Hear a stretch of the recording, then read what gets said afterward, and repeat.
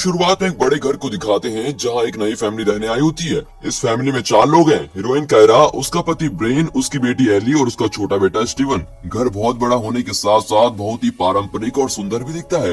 इस वजह से पूरी फैमिली को घर बहुत ही पसंद आता है। अब ब्रेन अपने बेटे स्टीवन को उसका प्ले रूम दिखा रहा होता है। कमरा देखते ही स्टीवन की खुशी का ठिकाना नहीं रहता और वो उछलने लगता है।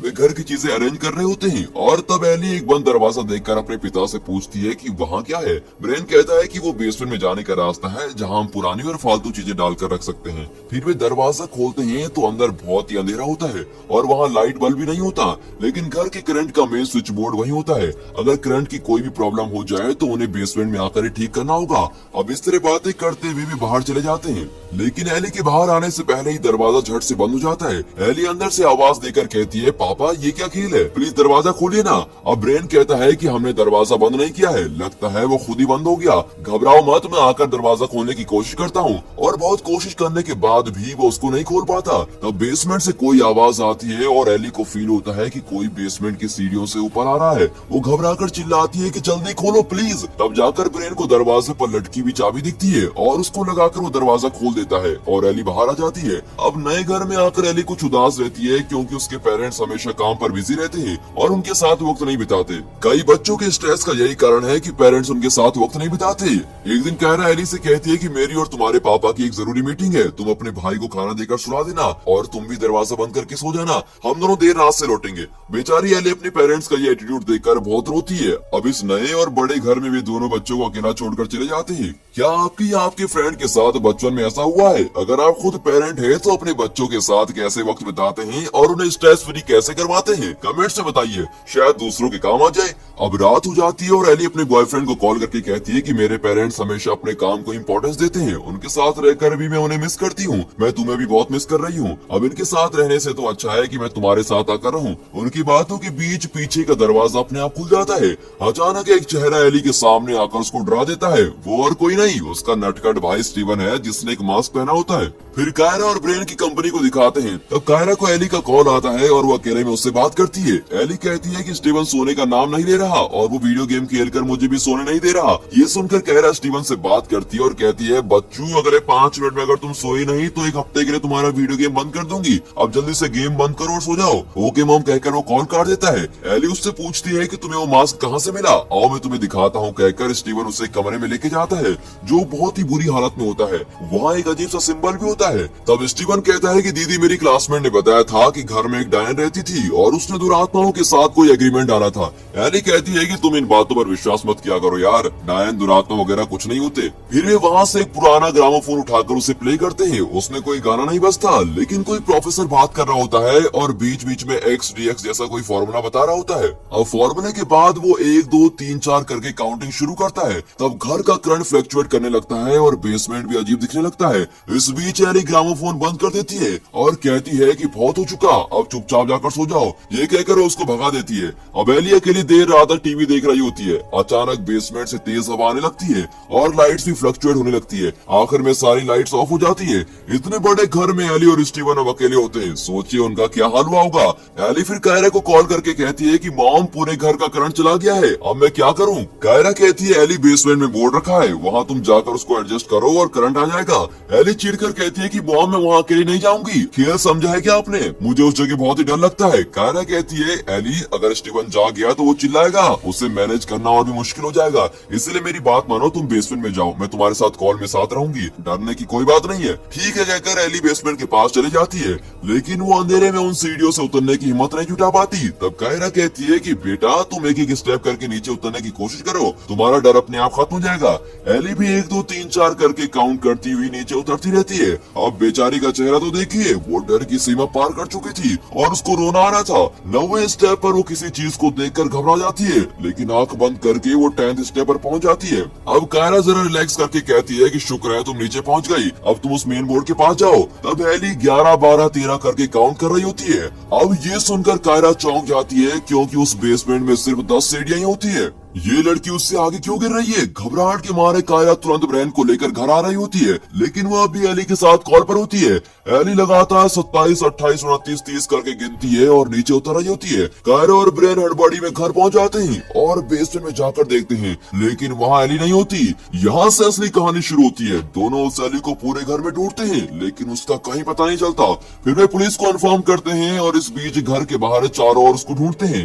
अगले दिन सुबह वे पास के जंगल में ढूंढते हैं, लेकिन वहाँ पर भी एली का कुछ पता नहीं चलता। कायरा और ब्रेन बहुत दुखी होते हैं और बेबस होकर रोने लगते हैं। अब ब्रेन कहता है कि शायद एली को हमारे साथ रहना पसंद नहीं था और इसीलिए वो घर छोड़कर चली गई। कायरा कहती है, नहीं ये बात नहीं है, तुमने उसकी बात नहीं सुनी थी। वो 20, 25, 30 करके काउंट करती जा रही थी। इसमें जरूर कोई राज छुपा है। कुछ दिन इस तरह बीत जाते हैं। अब कायरा हर तरफ एली के लापता होने का नोटिस लगा रही होती है। उसे हमेशा एली की चिंता खाई जाती है और इस वजह से वो स्टीवन को स्कूल से पिकअप करना भी भूल जाती है। अब बहुत देर बाद वो स्टीवन को पिकअप करती है और उसको सॉरी कहती है। फिर वो सीधे पुलिस स्टेशन जाती है। वहाँ का ऑफिसर बताता है कि हमने एली की तलाश में airport, bus station, railway station और कई जगहों की सीसीटीवी फुटेज चेक कर लिए हैं, लेकिन अब तक एली का कुछ पता नहीं चला। तब कायरा कहती है कि सर, मेरी बेटी कहीं नहीं भागी है, बल्कि बाहर तलाश करने के बजाय अगर आप मेरे घर में तलाश करोगे तो आपको कुछ जरूर मिलेगा। मुझे लगता है कि बेसमेंट में ही उसके साथ कुछ हुआ है, प्लीज मेरी मदद कीजिए। ऑफिसर कहता है कि अगर आप चाहती हैं तो हम जरूर आकर चेक करेंगे। अब कायरा कहती है कि अगर फॉरेंसिक डिपार्टमेंट आकर चेक करे तो बेहतर होगा। ऑफिसर कहता है, मैम ये सिर्फ एक मिसिंग केस है, फॉरेंसिक वाले सिर्फ एक क्रिमिनल केस के लिए आते हैं। तब कायरा फैसला करती है कि मुझे ही बेसमेंट का रहस्य खोलना होगा। फिर कायरा और स्टीवन घर लौट आते हैं। अब घर के एंट्रेंस पर खुदा हुआ नाम देखकर कायरा उसे इंटरनेट में सर्च करती है। वहाँ स्टीवन बेसमेंट के डोर पर बॉल फेंक कर खेल रहा होता है। अब इंटरनेट पर उस आदमी से जुड़ी हुई सुपरनेचुरल बातें पढ़कर कायरा बिल्कुल ही कंफ्यूज हो जाती है और स्टीवन को बुलाकर कहती है, बेटा उस रात एली एबनॉर्मल लग रही थी क्या तुमने मुझसे कोई बात छुपाई? स्टीव बताता है कि नहीं मॉम, उस रात हम सोने से पहले ग्रामोफोन से खेल रहे थे। ठीक है कहकर कायरा उसको भेज देती है और एली के सोशल मीडिया अकाउंट को देखती है। उसमें एली का एक पोस्ट होता है जिसमें उसने नो गॉड्स करके अपना टैटू दिखाया होता है। उसने पोस्ट में लिखा होता है कि अगर मॉम को मेरे टैटू के बारे में पता चलेगा तो वो मेरी जान ही ले लेंगी। अब ये पढ़कर कायरा जरा स्माइल करती है और हाथ में लाइट लेकर बेसमेंट की ओर जाती है। पहले से उसे बेसमेंट पर शक था, पर वो सीढ़ियों को देखती है। उन पर 1, 2, 3, 4 करके लिखा होता है। वो काउंट करती हुई नीचे उतरती है और वो 10वीं सीढ़ी पर उतरती है तो नीचे अजीब सी भाषा में कोई फॉर्मूला लिखा हुआ होता है। वो अपनी यूवी लाइट चारों ओर घुमाकर देखती है तो अचानक उस दीवार पर खोपड़ियों के चित्र दिखाई देते हैं। लगता है उन्हें खून से बनाया गया था। अब उन्हें देखकर कायरा चिल्लाती है। अगले शॉट में फॉरेंसिक डिपार्टमेंट से कुछ लोग आकर सैंपल कलेक्ट करते हैं और फिर दरवाजा बंद कर देते हैं। तभी स्टीवन की बॉल बेसमेंट में चली जाती है और वहाँ की सीढ़ी के एज में वो खड़ा होता है। पुलिस ऑफिसर कायरा और ब्रेन को बताता है कि नीचे आपने जो देखा वो खून नहीं, नॉर्मल पेंट है। यूवी लाइट में देखने की वजह से आपको वो खून जैसा दिख रहा था। मैंने सुना है कि ये घर 1950 से बना था। क्या आप इस घर के इतिहास को जानते हैं? दोनों जवाब देते हैं कि इतिहास वगैरह तो हमें नहीं पता, पर हमें कम दाम में मिल रहा था इसलिए हमने इसको खरीद लिया। अब पुलिस वाला कहता है कि आपकी मर्जी के मुताबिक फॉरेंसिक डिपार्टमेंट भी आ गया, लेकिन मुझे कोई भी सुराग नहीं मिला। लेकिन मैं दावे के साथ कह सकता हूँ कि मैं आपकी बेटी को जरूर ढूंढ निकालूंगा। और ये कहकर वो चला जाता है। रात को कायरा सो रही होती है, तभी अचानक उसे कोई जगाता है और वो चौंक कर उठती है। स्टीवन इसको जगाकर कहता है कि मॉम मुझे बहुत डर लग रहा है, क्या मैं तुम्हारे पास सो सकता हूँ? ओके कहकर वो उसको अपने पास सुला लेती है। वो हर पल एली के बारे में सोच रही होती है। अचानक उसे एली की काउंटिंग की आवाज सुनाई देती है। 1, 2, 3 करके 30 तक गिनती चल रही होती है और आवाज को फॉलो करके कायरा सीधे बेसमेंट की तरफ चली जाती है और उन 10 सीढ़ियों को घूर रही होती है। तब सीढ़ियों पर किसी की आहट होती है और डर के मारे वो लाइट ऑन करती है और नीचे उतरती है। उसे फिर वही फॉर्मूला नजर आता है, पर वहाँ इस वक्त कोई नहीं होता। अगले दिन सुबह कायरा किसी चीज को देख रही होती है। ब्रेन पूछता है, तुम क्या देख रही हो? लगता है तुम रात भर सोई नहीं। कायरा कहती है, ब्रेन क्या तुमने नोटिस किया कि हर दरवाजे पर इस तरह के सिंबल है और हर सिंबल अलग टाइप का है? जरूर इन सिंबल का कोई मतलब होगा। क्या तुम इनका मतलब जानते हो? वो ना में जवाब देता है। फिर वो ब्रेन को वही फॉर्मूला दिखाती है जो 10वीं सीढ़ी के नीचे खुदा हुआ था, लेकिन ब्रेन उसके बारे में कुछ नहीं जानता। अब कायरा को इस तरह बेचैन होते देखकर वो कहता है, एली हमें छोड़कर चली गई है, वो वापस जरूर आएगी, हम उसको जरूर ढूंढ निकालेंगे या फिर वो खुद ही हमारे पास चली आएगी। लेकिन तब तक हमारा बिजनेस वेट नहीं कर सकता। मैं ऑफिस जाकर वहाँ का हाल चेक करता हूँ, तुम जरा आराम करके बाद में आना। अब ये कहकर वो चला जाता है। लेकिन कायरा का भी एक ही लक्ष्य होता है और वो है उसकी बेटी एली को ढूंढना। वो उस घर के पिछले ओनर को कॉल करके घर के फर्स्ट ओनर के बारे में पूछती है, लेकिन वो आदमी पहले ओनर के बारे में कुछ नहीं जानता। अब कायरा हर दरवाजे की सिंबल की फोटो खींचती है, फिर उस फोटो को अपने स्टाफ को मेल कर देती है और कहती है, तुम्हें ये पता लगाना है कि क्या ये सिंबल कोई भाषा है या फिर किसी और बात को दर्शाते हैं। अगर तुम कुछ पता लगा सकती हो तो प्लीज मेरी मदद करो। उसकी स्टाफ कहती है, मैं जरूर कोशिश करूंगी। फिर कायरा ऑफिस मीटिंग में जाती है। मीटिंग के बीच बीच कायरा को कुछ सूझता है और वो वहाँ से उठकर बाहर आती है और उस स्टाफ से मिलती है जिसे उसने सिंबल्स का काम सौंपा था। स्टाफ बताती है कि वो सारे सिंबल अरबी भाषा के अक्षर हैं। अलग अलग पढ़ने पर उनका कोई मतलब नहीं होता, लेकिन उन्हें एक क्रम में जोड़ने पर वो पुराणों में बताए गए लेविथन नाम के समुद्री राक्षस को दर्शाते हैं। अब उसकी बात को सुनकर कायरा घर आती है और लेविथन के बारे में सर्च करने लगती है। फिर वो उस ग्रामोफोन को चेक कर रही होती है जिसके बारे में स्टीवन ने बताया था। दूसरी ओर स्टीवन वीडियो गेम खेल रहा होता है, तब अचानक वहाँ का एक दरवाजा अपने आप ही खुल जाता है। अब कायरा ग्रामोफोन चलाती है तो फिर उसी प्रोफेसर की आवाज आती है जो एली ने भी उस रात को सुनी थी। ऑडियो में फिर वही फॉर्मूला भी आता है और उसके बाद 1 2 3 करके काउंटिंग शुरू होती है।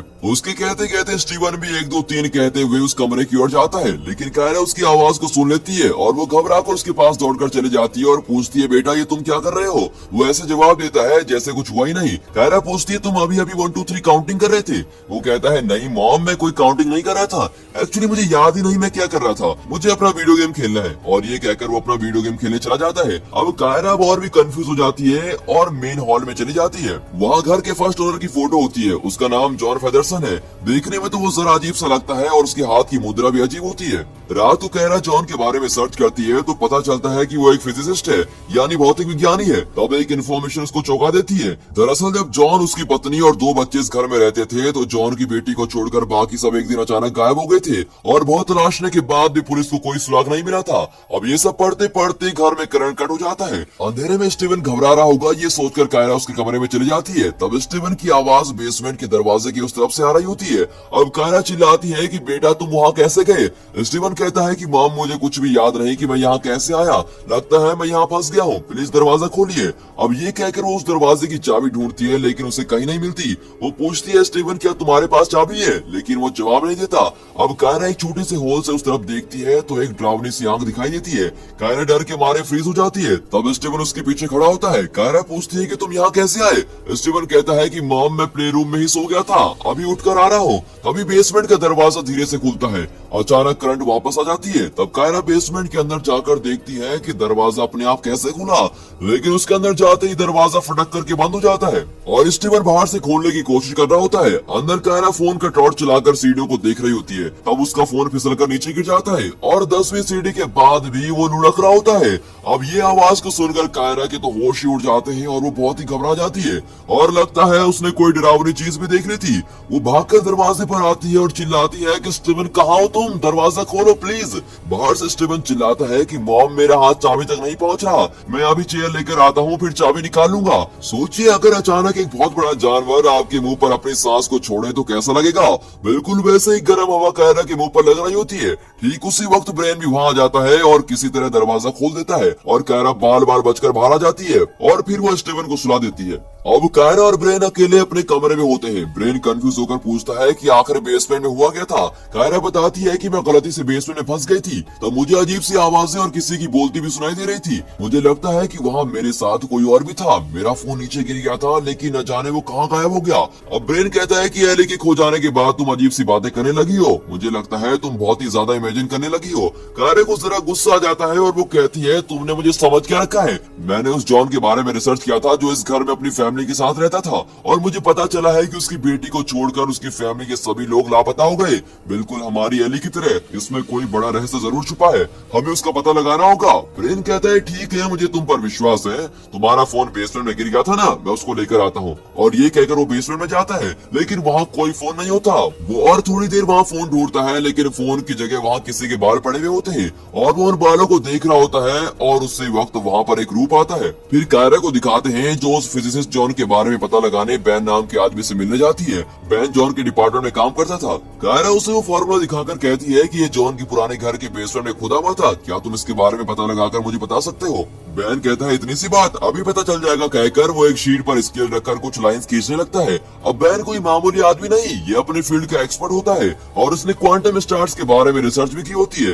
कायरा उससे जॉन के बारे में पूछती है तो वो कहता है, मैं जॉन को अच्छी तरह से जानता हूँ, किसी जमाने में वो इसी ऑफिस में काम करते थे। वो एक बड़े साइंटिस्ट थे और cat in the box theory के लिए उन्हें नोबेल प्राइज से भी सम्मानित किया गया था। फिर वो कैट इन द थ्योरी की एक्सप्लेनेशन देता है। ये एक क्वांटम थ्योरी है जिसके मुताबिक अगर एक बॉक्स में बिल्ली को बंद करके रखा जाए तो दोबारा बॉक्स बॉक्स खोलने पर ही पता चलेगा कि बिली जिंदा है या मर गई। मतलब ये कि जब तक बॉक्स बंद है तो दो पॉसिबिलिटीज हैं।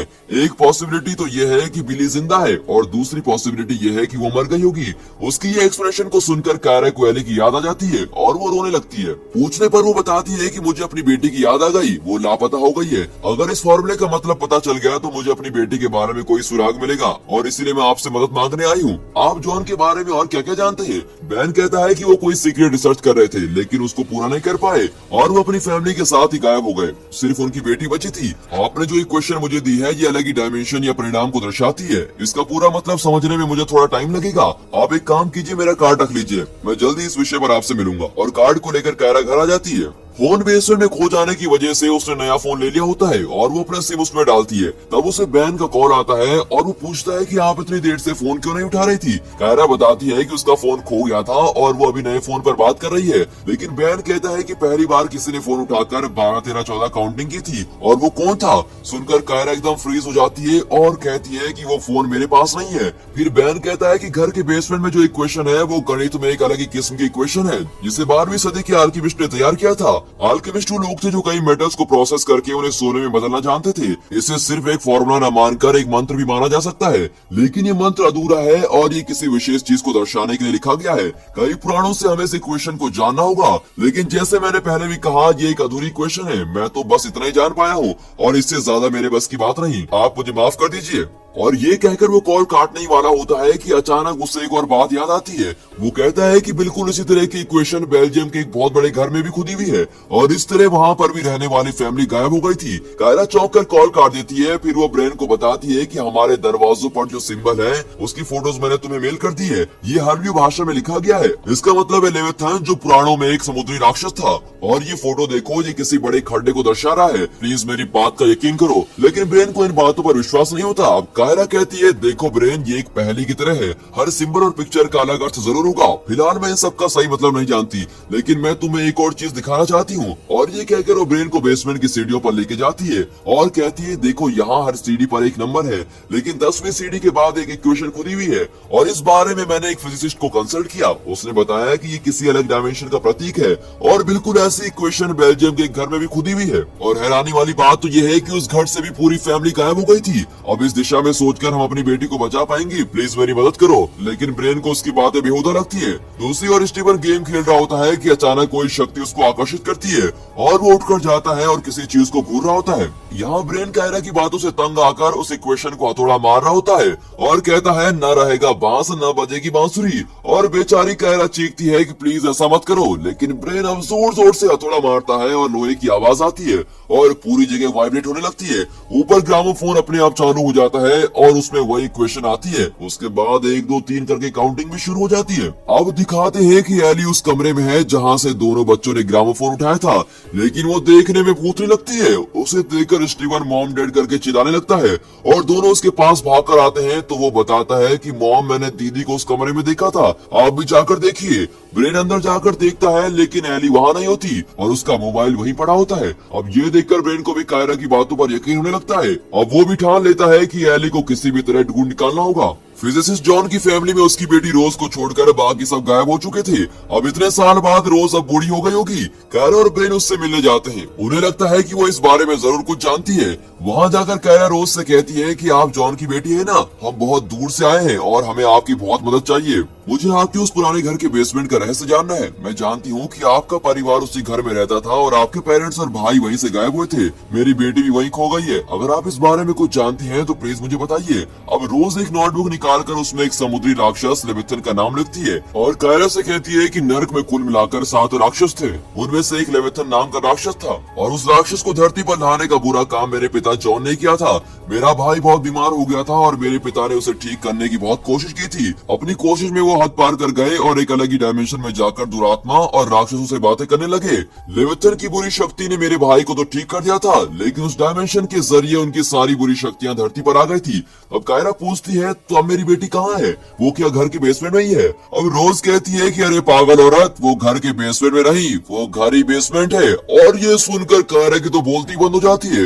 वो तुरंत घर के लिए निकल जाती है। यहाँ ब्रेन उन सिंबल्स को देख रहा होता है जो कायरा ने उसे मेल किए थे। हर फोटो में एक त्रिकोण होता जाता है। ब्रेन उन त्रिकोण को जोड़ता है तो एक नक्षत्र का सिंबल सामने आता है। तब कायरा वहां आती है और ब्रेन उससे भी ये सब बताता है। इसी बीच स्टीवन अपने ड्रोन से खेल रहा होता है और कायरा और ब्रेन को पता चलता है कि त्रिकोण से बना वो नक्षत्र बापोमेत नाम की दुरात्मा का प्रतीक है। बापोमेत को नरक का गीतकार या नरक के सिपाही कहा जाता है। उसके हाथ की मुद्रा जॉन की उस फोटो की मुद्रा से एकदम मैच करती है। इतना ही नहीं, इनके घर के एंट्रेंस पर जो नाम खुदा हुआ था वो बापोमेत के हाथ में टैटू किया हुआ था। अब हमें पता चलता है कि बापोमेत नाम की दुरात्मा के इर्द गिर्द इस घर को बनाया गया है। इनकी इस रिसर्च के बीच स्टीवन का ड्रोन बेसमेंट में जाकर गिर जाता है। अब स्टीवन भी उसके पीछे जाता है। ब्रेन और कायरा ग्रामोफोन ऑन करते हैं तो वो रियलाइज करते हैं कि हर बार जब ग्रामोफोन में इक्वेशन पढ़ी जाती है तब बेसमेंट का पाताल लोक खुलता है और इस बार भी ग्रामोफोन में इक्वेशन पढ़ी जा रही थी और तभी स्टीवन को कोई शक्ति अपने वश में कर लेती है। वो 1 2 3 काउंट करते हुए बेसमेंट की सीढ़ियां उतरने लगता है और 10वीं सीढ़ी पर पैर रखता है। ग्रामोफोन में 11 12 13 करके काउंटिंग चालू रहती है, लेकिन स्टीवन और आगे कदम रखता है और ड्रोन को उठाकर देख रहा होता है। तब उसके ठीक पास ही बहुत ही डरावनी दिखने वाली दुरात्मा खड़ी होती है। अब स्टीवन खूब चिल्लाने लगता है और घर के सारे दरवाजे फटाक फटाक करके पीटने लगते हैं। इतने में करंट भी चली जाती है। अब ये दोनों डर जाते हैं, न जाने स्टीवन को क्या हुआ। वे घर का कोना कोना छान मारते हैं पर वो कहीं नहीं होता। बेसमेंट में भी वे चेक करते हैं पर वहाँ भी वो नहीं मिलता। इतने में स्टीवन की बॉल उस तरफ लुढ़कती भी आती है। अब इन दोनों को स्टीवन की काउंटिंग सुनाई देती है और वो 30 35 40 करके काउंट कर रहा होता है।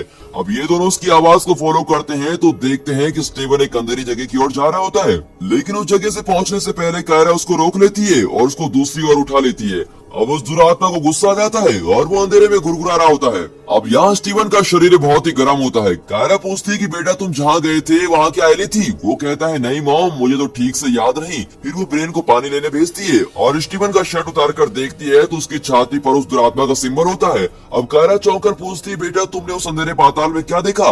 अब स्टीवन हंसते हुए कहता है कि मॉम मैं एक बड़े जानवर पर चढ़कर जा रहा था। उस जानवर के 7 सर थे और 10 सींगें थी। ये बताकर वो अपना शरीर अजीब तरीके से मोड़ता है और फिर 40 45 करके काउंट करने लगता है। कायरा घबराकर ब्रेन को बुलाने जाती है। वहाँ पर ब्रेन भी 50 55 60 करके काउंटिंग कर रहा होता है और बेसमेंट से तेज हवा चलने लगती है। कायरा वहाँ का दरवाजा बंद करके ब्रेन के पास आकर कहती है प्लीज तुम काउंटिंग बंद करो, प्लीज भगवान के लिए बंद करो। अब ये सुनकर ब्रेन अब 10 9 8 करके रिवर्स में गिनने लगता है।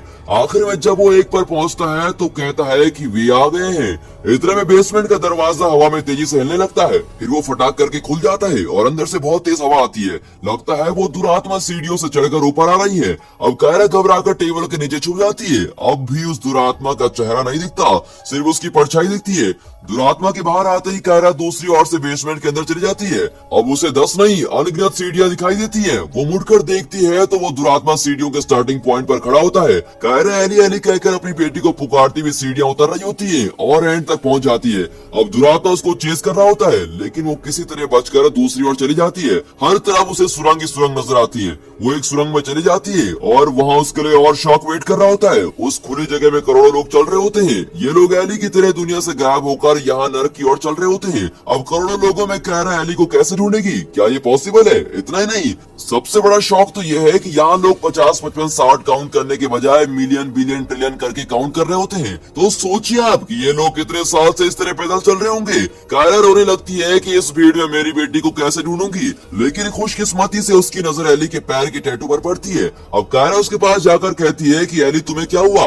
प्लीज मेरी तरफ देखो। अब लाख कोशिश के बाद भी एली उसको नहीं देखती। लगता है वो अपने होश में नहीं है। कायरा कहती है कि कोई बात नहीं एली, मैं तुम्हें बचाने आई हूँ, चलो वापस चलते हैं। और ये कहकर वो एली को सुरंग के रास्ते से वापस ले आती है और दोनों सीढ़ियों के पास एक दरवाजे तक पहुंच जाती है। अब ये लोग दरवाजा बंद करके वहाँ से बचने वाले होते हैं कि दुरात्मा दरवाजा पकड़ लेती है। अब कायरा अपनी टॉर्च से उसके हाथ पर पीटने लगती है और किसी तरह एली को लेकर सीढ़ियों से ऊपर आ जाती है। अब इस तरह कायरा ने अपनी बेटी को बचा लिया था। कुछ देर के लिए एली खोई खोई सी लगती है, लेकिन जल्दी वो पूरी तरह होश में आ जाती है। अब उसको देखकर ब्रेन और स्टीवन बहुत ही खुश होते हैं। और इसी के साथ ये मूवी यहाँ खत्म नहीं होती है यार, क्योंकि दुरात्मा इतनी बेकार थोड़ी ना होगी कि मामूली टॉर्च से मारकर कहीं गिर जाएगी। ट्विस्ट तो आगे है। अब कायरा की फैमिली घर छोड़कर जाने का फैसला करती है और बाहर जाने के लिए कायरा घर के मेन डोर को खोलती है। अब वहाँ उसके सामने फिर से अनगिनत सीढ़ियां दिखाई देती हैं और पूरा परिवार फिर से 1 2 3 4 करके काउंट करने लगता है। मतलब ये है कि ये लोग भी उस पाताल के नर्क में फंस चुके हैं। याद है उस बूढ़ी औरत रोज की बात जो उसने कायरा से कही थी, अरे पागल तुम्हारा घर ही बेसमेंट में है। मतलब ये है कि ये घर धरती पर नहीं नर्क में है। आज तक नर्क से कोई वापस धरती पर आया है क्या कभी? और इस चौंकाने आने वाले ट्विस्ट के साथ ही ये मूवी यहाँ पर खत्म होती है। क्यों दोस्तों, कैसी लगी धड़कन रोक देने वाली मूवी? दोस्तों सच बता रहा हूँ, एक्सप्लेन करते वक्त मेरे भी गूज़बम्प आ गए थे। अगर आप इसमें बताए गए फॉर्मूले, इक्वेशन, क्वांटम स्टार वगैरह वगैरह से घबरा कर नहीं भागे और वीडियो में यहाँ तक पहुंच गए हैं तो आपकी दिलेरी की तो दाद देनी पड़ेगी। तो दोस्तों इस इंटरेस्टिंग वीडियो को